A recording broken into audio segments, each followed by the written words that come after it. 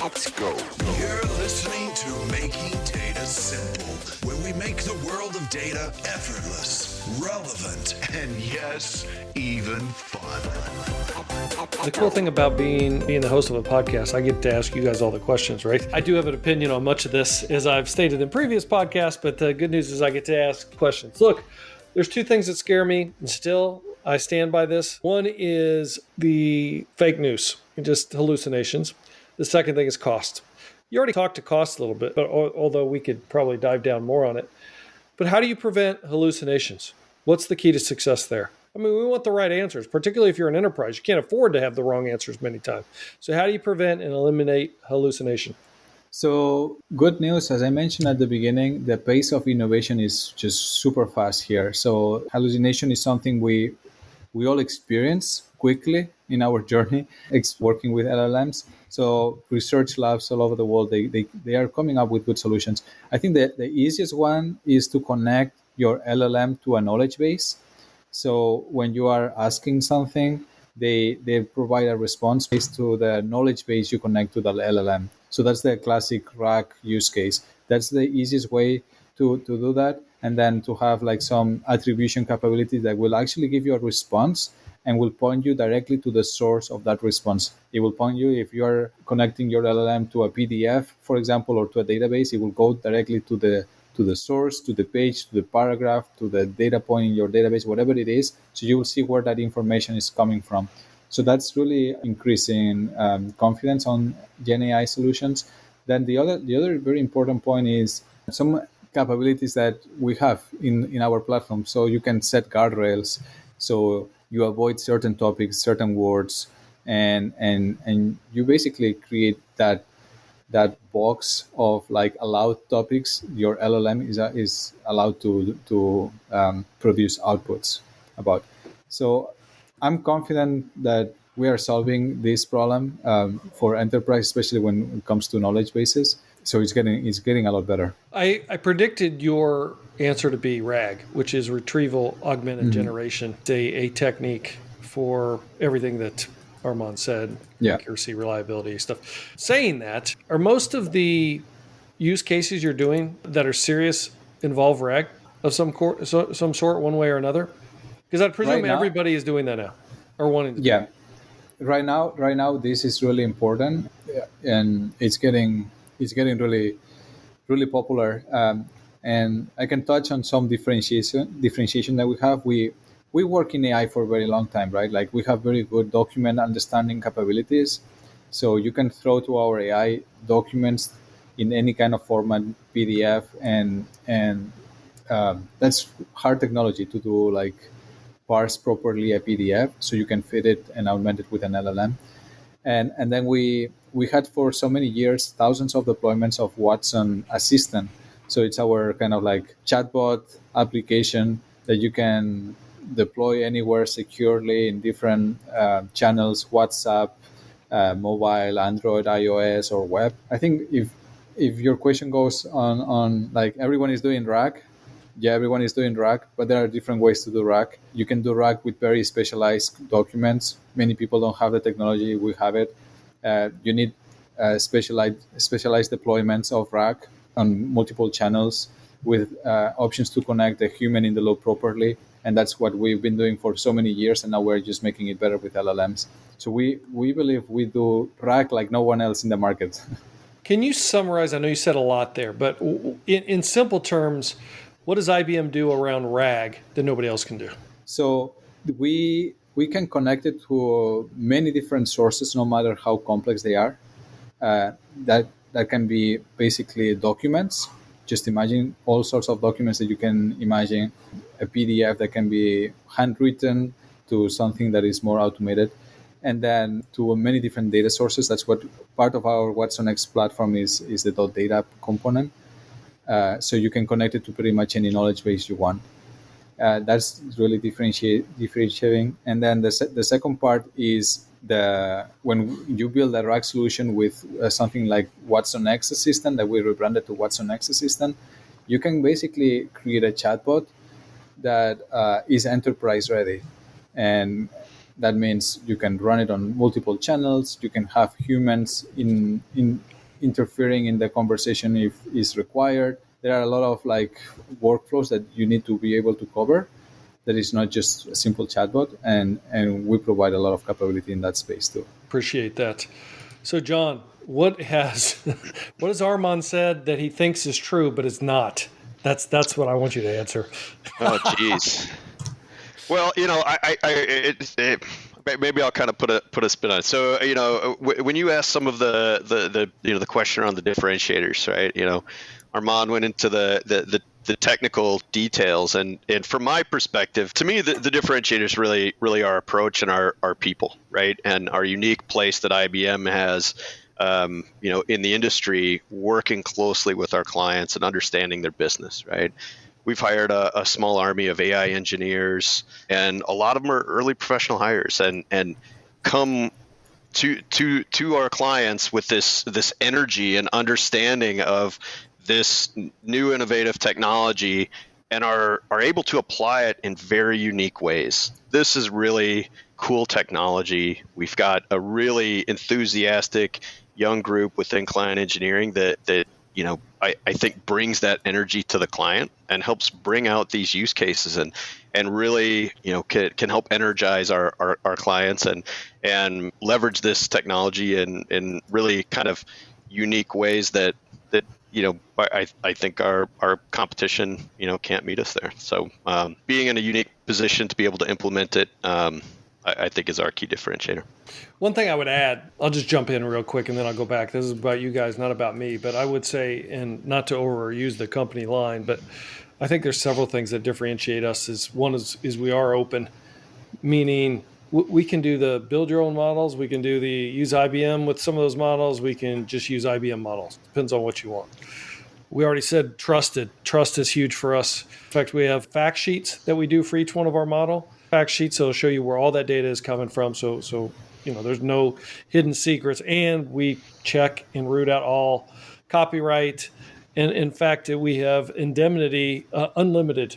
It's unlimited. So that shows that, hey, we're going to root out anything that could be legal or regulatory in nature. Look, we've got a ton of models that we're doing today. We've got everything from geospatial, working with NASA, sensor data, IT data, and code gen as well, which I want to talk about in just a second. And then you can run it anywhere. Man, those are, I could keep going, but those enough should be differentiated that I think our listeners should certainly key on. On the code gen, and this is for either of you, look, we have one of the best, if not the best, code gen model out there today. I don't think most people know this, in that, supports 115 program languages, 1.6 trillion tokens, something like that, 20 billion parameters. I mean, this is fantastic. Are we getting the word out the way you think we should, guys? I mean, and is it as fantastic as I just outlined it? And what else would you add there? Because it's surprising to me that more people don't know about it. So I just had this morning a meeting with the marketing team, actually, to figure out how we can spread the word better to the technical communities. Because I agree with you, Al. We have a UL there with that model. It's really impressive. And actually, generative AI for code is one of my favorite use cases as well. If you talk to any software developer, they get a boost on productivity of like at least 20, 30, sometimes 40%, Like if you use anything like auto syntax in an IDE, this is just next level. It's unbelievable. And we have a good model, enterprise ready for very complex situations like translation of COBOL to Java and helping modernize IT infrastructure, writing Ansible playbooks, and as you mentioned, a lot of language support.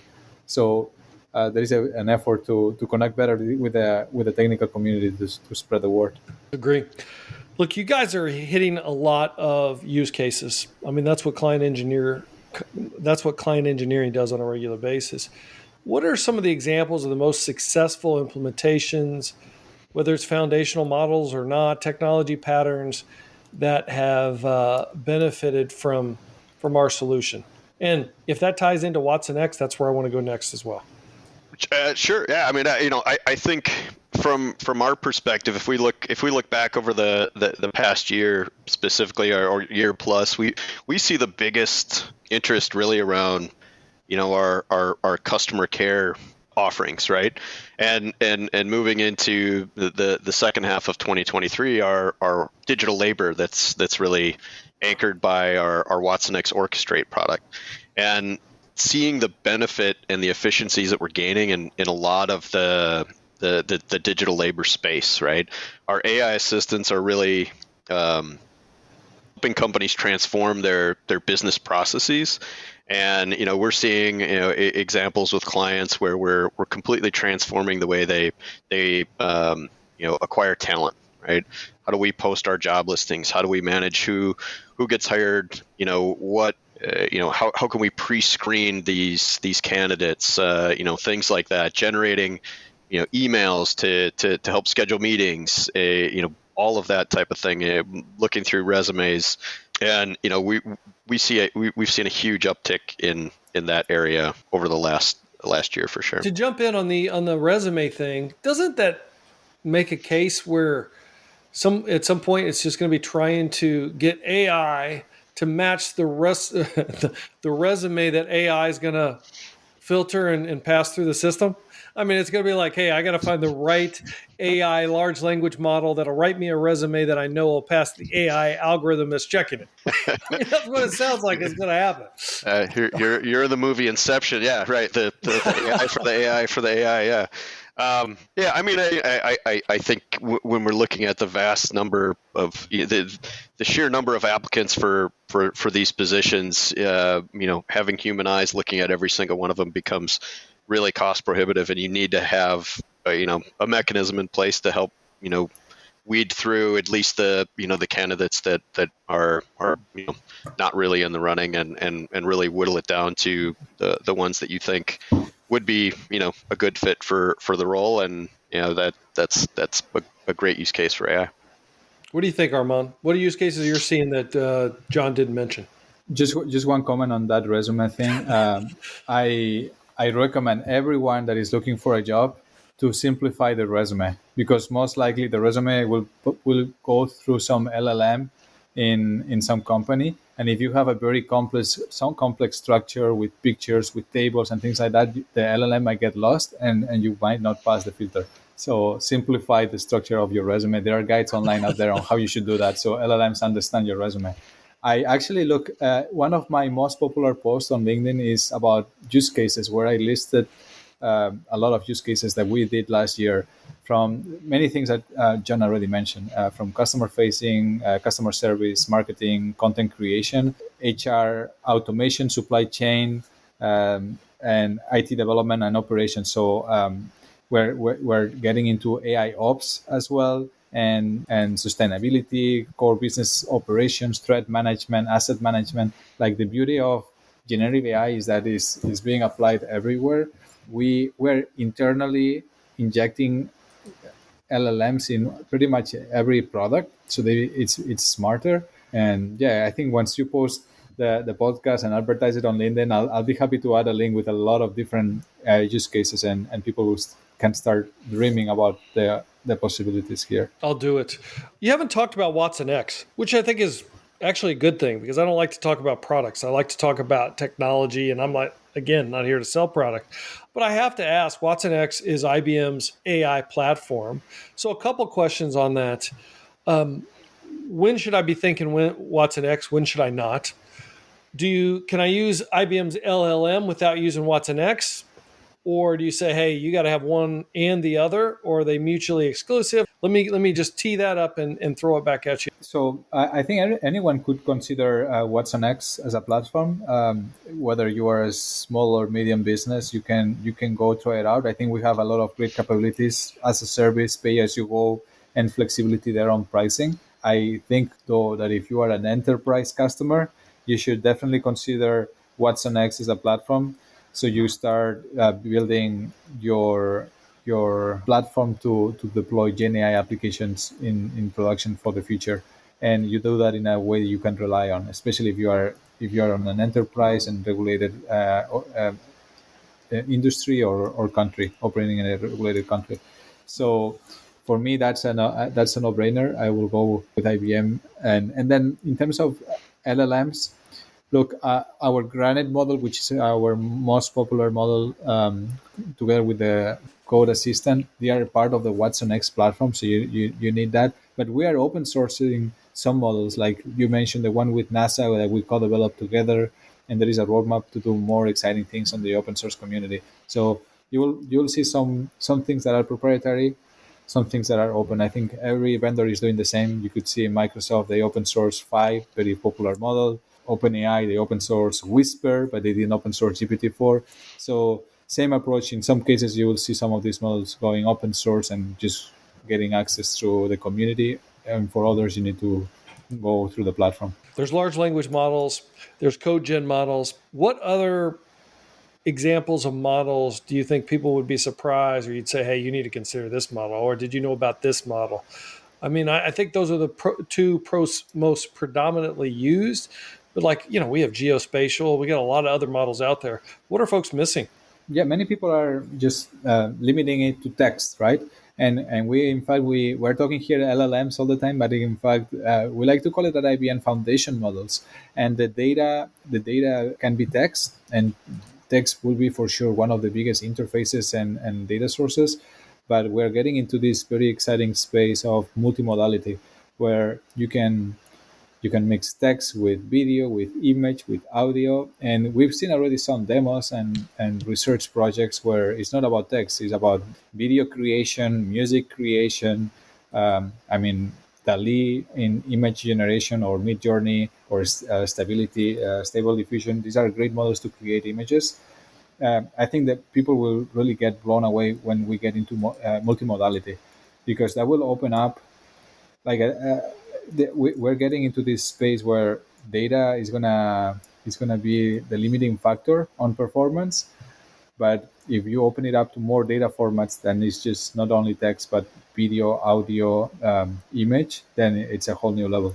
John, sorry, I want to be sorry. Yeah, no, I was going to say one of the other things that we're seeing an uptick in around AI is as Armand mentioned earlier, almost everybody's had some type of an experience or frustration with chatbots and things like that. And conversational AI is getting much better, right? And we're seeing a lot of in our customer care and our digital labor engagements, the natural language processing and the understanding of intent is getting much better, right? And we're seeing a lot of clients really kind of latching onto that as an area that they see as something that's unique with our solutions. How many AI proof of experience activities would you say you guys have done? In the organization I've been leading, last year we almost did 1,000 GenAI projects. In the last few years with DSC, we were doing like between 100 and 200. It depends. Sometimes we were optimizing for like higher number of projects than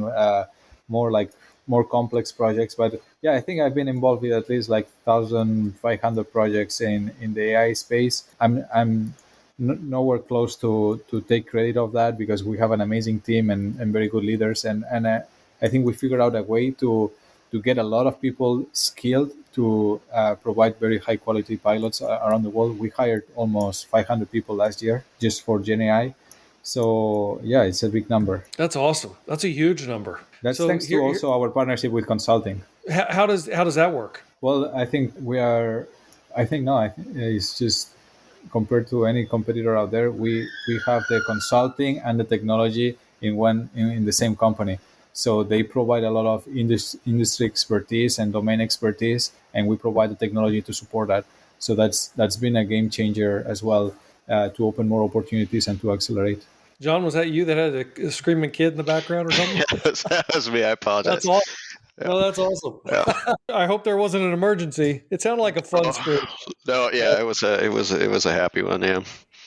Yeah, I was going to say, along with what Armand was saying, the problem, which is a great problem to have, is that we now have so many examples of client engagements and solutions, really grabbing the ones that or going through and vetting for multiple applications of these solutions has become, one of our biggest challenges, right? We've got everybody coming to us saying, "Hey, I did this cool thing here.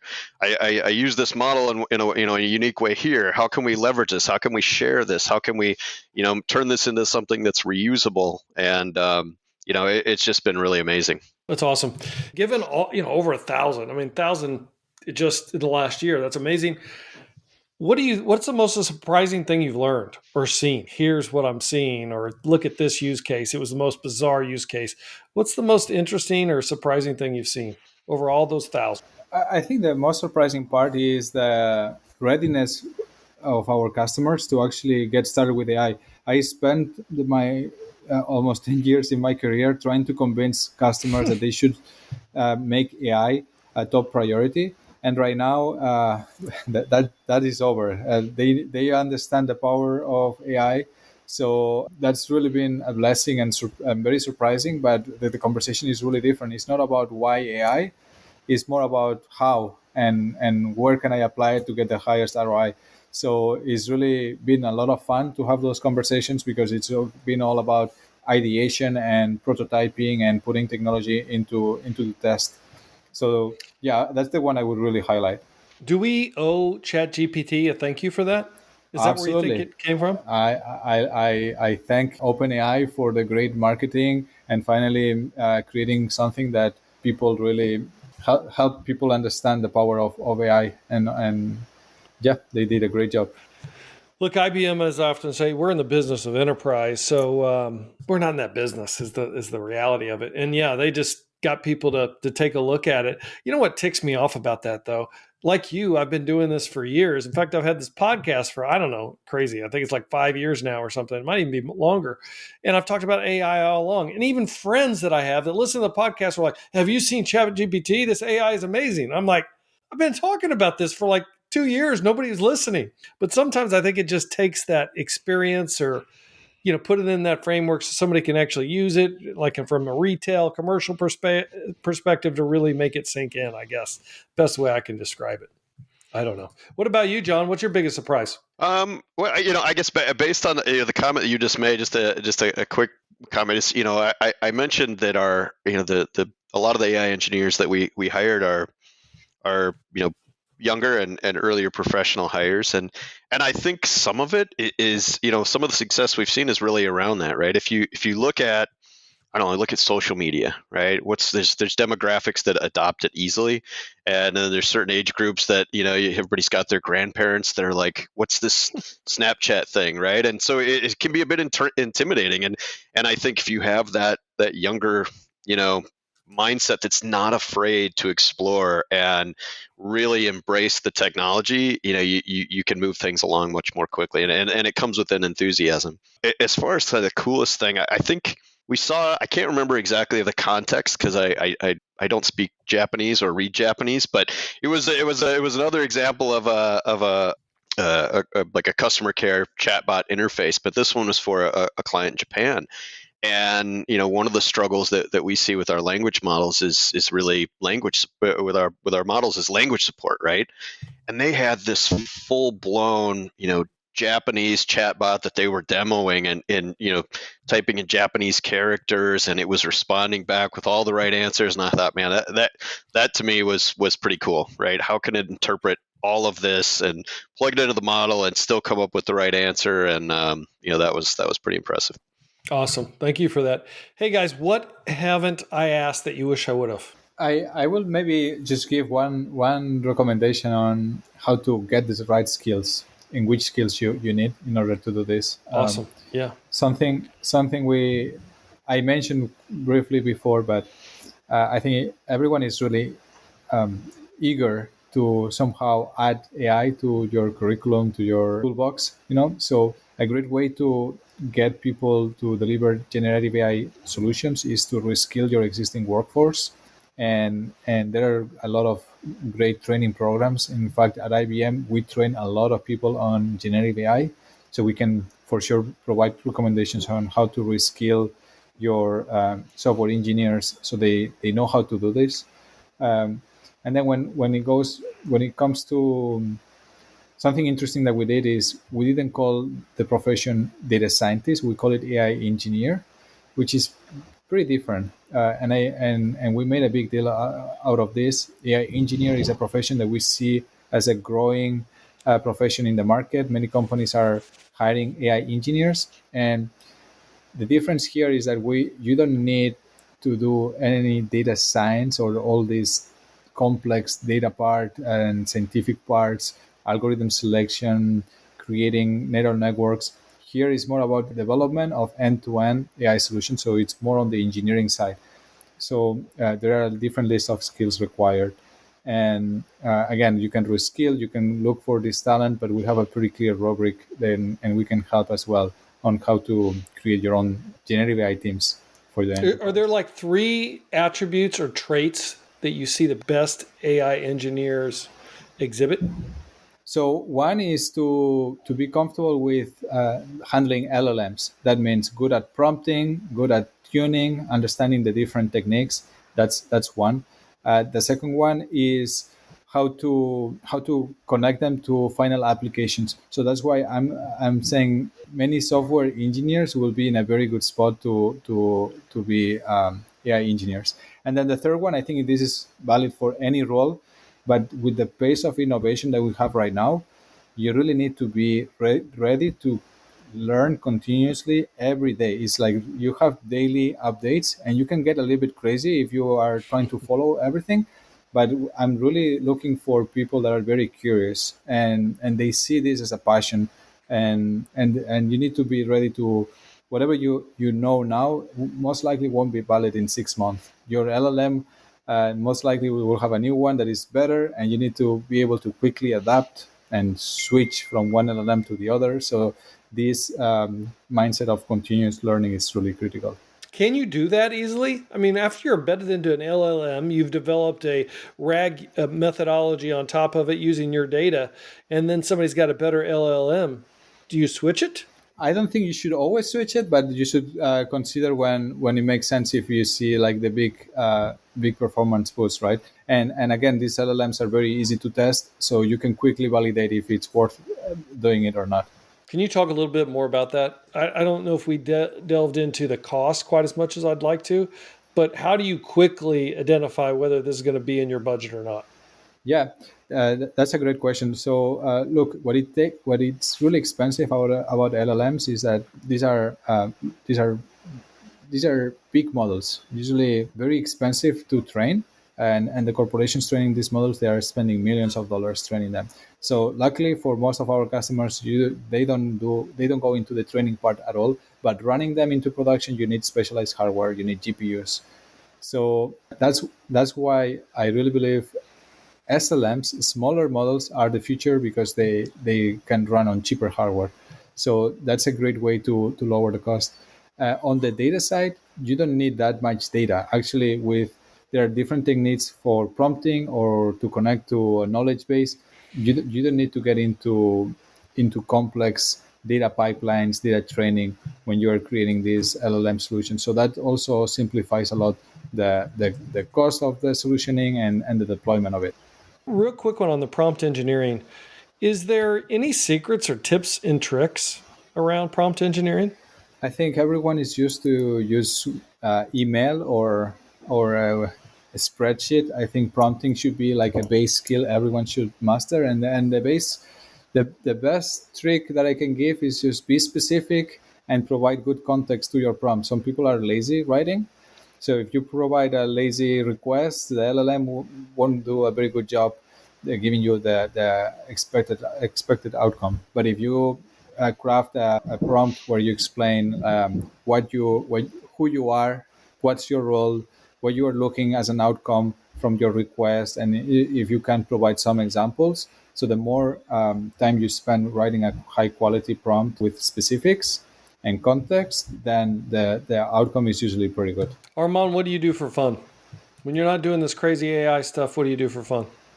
Yeah, I mean, I have 2 kids, so that they take most of my time. And as I mentioned, like AI became really a passion. So I spend a lot of time outside of my regular daily duties at IBM, just playing around with AI stuff. I see you got the Peloton over your left shoulder. You must get a little exercise every now and again. A little bit, yeah. I should do more. How about you, John? What do you do for fun? So yeah, I guess it depends a little bit in the summer versus the winter. Winter, you get a little cooped up here when it gets cold. So I enjoy coaching my son's hockey team. So he's a mite. You heard him earlier. So he's 9 years old. So that's the age group. It's about my competency, my skill level to coach hockey. But it's fun to get out there and kind of work with the young kids and be out on the ice. Helps kind of keep me in shape, and enjoy going to the gym. In the summertime, I just try to be outside. Enjoy the lakes and the long days in the summer, and home improvement, that type of thing. But family keeps me busy, which I enjoy, and work is always there. So of course, it doesn't go away, right? No. Where can folks reach you? What's the best? I mean, listeners that are listening, where's the best place to reach you? Probably LinkedIn is probably the best way to get a hold of me. We'll put John that Webb on LinkedIn. Yep. Yeah. Okay. And what about you, Armand? Same thing. Same thing. That's the best. All right. Thank you guys for being here, talking a little AI today. I greatly appreciate it. Last word I'll give you guys. Thanks for having us. Yeah, same. My pleasure. My pleasure. And thank you all for listening. Again, almartintalksdata@gmail.com. If you have any comments, questions, ideas, guests, we listen. So thank you for listening. And until next time, I'll see you guys on the podcast. Bye-bye.